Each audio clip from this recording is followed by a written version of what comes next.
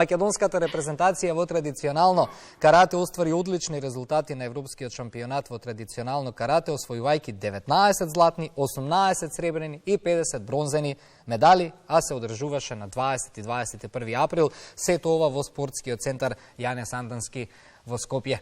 Добро утро за фамилија Недеви. Секогаш кога ќе се слушне фамилија Недеви поврзуваме со карате. Добре ни дојдовте и благодарим. Добро е, најдовме и благодариме на поканата да учествуваме во вашата емисија. Секогаш сте асоциација на каратето, асоциација на успеси и асоциација на освојување на високи, ајде не секогаш први, но високи позиции, високи места. Дејан, вие, ако вашиот татко ги поставите милите, вие ги продолжите сега со вашите потомци. Ќе зборуваме за колку еволуираше каратето, но ајде прво за овие успеси сега, кој што постигна? Па да, точно како што кажавте, ова не е една долга традиција, уште од нашиот татко, нивниот дедо, кој што е основоположник на овој спорт во нашата држава, она генерација која што прва започна со овој спорт и оваа вештина да се занимава.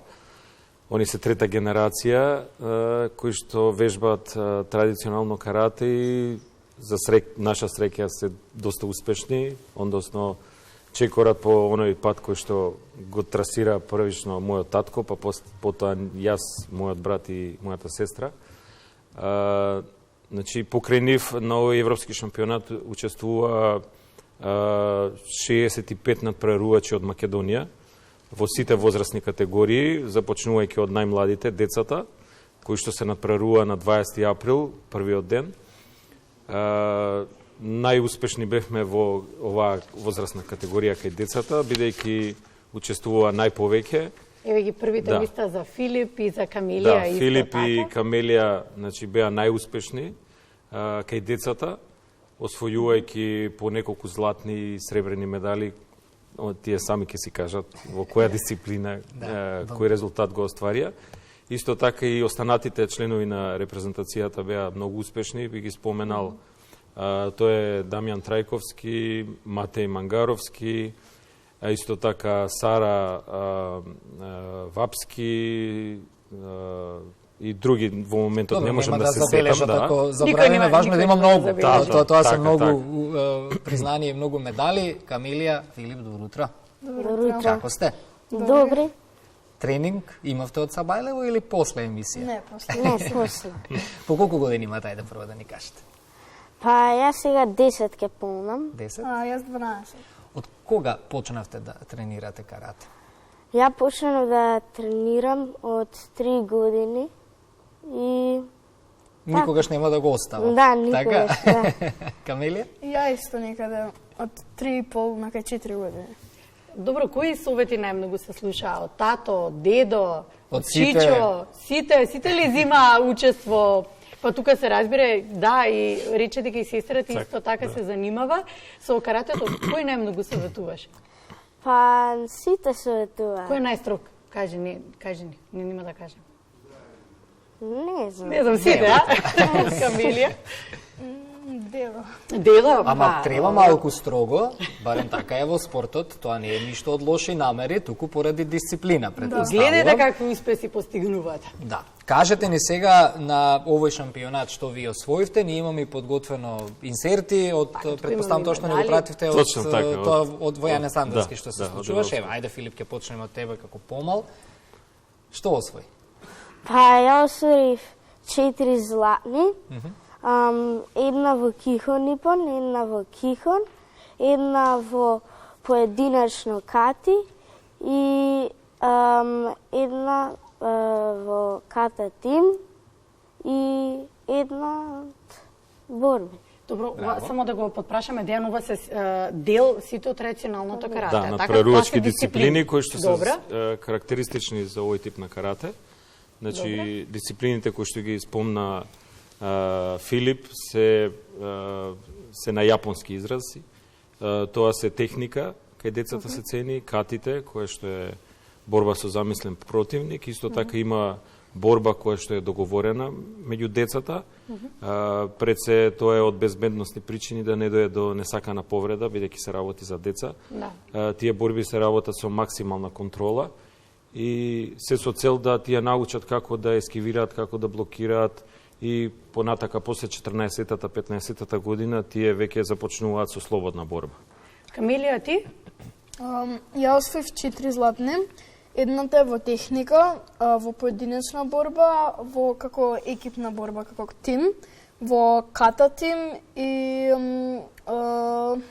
сребрена во ембо. Тоа е како договорена борба, како нешто како... Тоа што го објаснуваше. Да, како смислено од тренерот. Да. Дејан, сигурно е гордост да се гледа под младокот од фамилијата ваша, како ги следи вашите чекори. Вака, познавајќи ве од неколку интервјуи сте ми биле гости, верувам немало никакво форсирање од ваша страна, едноставно ги само го имате истресирано патот сами да се изберат, а верувам тоа ве прави уште погорди кога гледате дека имате трета генерација во семејството. Точно така. Значи напротив, ниедно од нашите деца не сме ги форсирали, не сме ги терале со сила да го изберат токму овој спорт. Значи, конкретно за Камелија и за Филип, тие од мали нозе, уште не проводени, тие проводеа во нашите сали, и во карате центарот работнички, во карате центарот Недеви во Кисела вода. Значи, секој дневно беа тука, растеа со поголемите деца, сега тие се, можам да кажам, лидери кај децата, кои што освојуваат секоја година вака високи резултати, значи ова не се нивни први резултати од вака големо надпреварување како Европско првенство. Да, тие се исто така носители на повеќе медали и од светски првенства, учесници еве лани на светскиот куп во Полска. Филип освои 2 златни медали, Камелија бронзена медаља во една исклучително силна конкуренција. И овој пат беше така, значи учествува над 350 надпреварувачи од 15 земји, и тоа сите оние најсилни репрезентации беа тука во Скопје, и надпреварот беше многу тежок, но сепак ние се припремавме за овој надпревар во континуитет веќе 3-4 месеци, секој дневно по 2 до 3 часа тренинзи, така да се исплатеше, секој труд се исплати.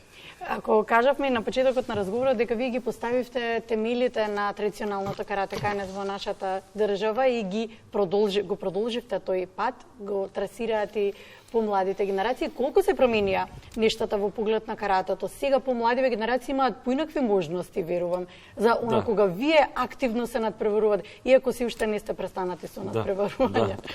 Значи точно сега на ова ново време е многу полесно за младите да напредуваат побрзо, бидејќи исто така на социјалните мрежи има доста материјали кои што може да ги видат, како например едни каратисти на нивна возраст од Јапонија како ги изведуваат тие кати, како ги изведуваат техниките, така да направат споредба, исто така и од гледање се учи.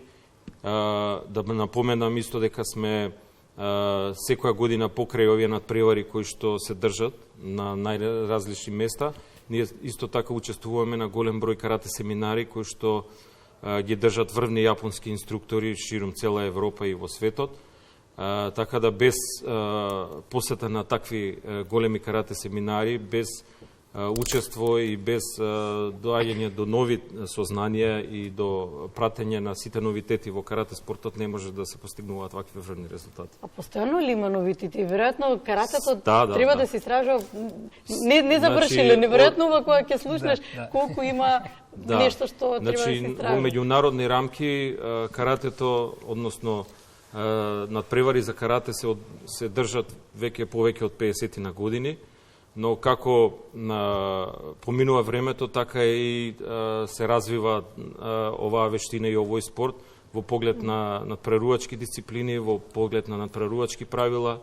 Значи, секако се работи за боречки спорт, за опасна вештина, но сепак кога станува збор за надпревар, сите тие опасни удари мора максимално да се контролираат, што е многу тешко. За разлика од некои други боречки спортови да дојде до несакана повреда, сепак ова традиционалното карате е извор на оригинално право карате, кое што не дозволува да се дојде до такви тешки повреди. Благодариме за гостувањето во Македонија на утро. Ќе ве Ве чекаме следиме. со медали па. Да. Ние ќе се гледаме, уште многу време, не планираме ние да се чекај. повлечеме од утринска. Ќе водиме уште многу до пензија, Па, така да Млади сте, тие да. ќе треба бидат преземат, возрастни. Кој ќе Тоа што дојдат видите кадетска, интересно јуниорска, малку. сениорска Па тие треба да конференција. преземат, па тие треба деца да донесат. Ќе се Благодариме гледаме. за Благодариме добрата уште енергија што Благодариме. ја донесовте.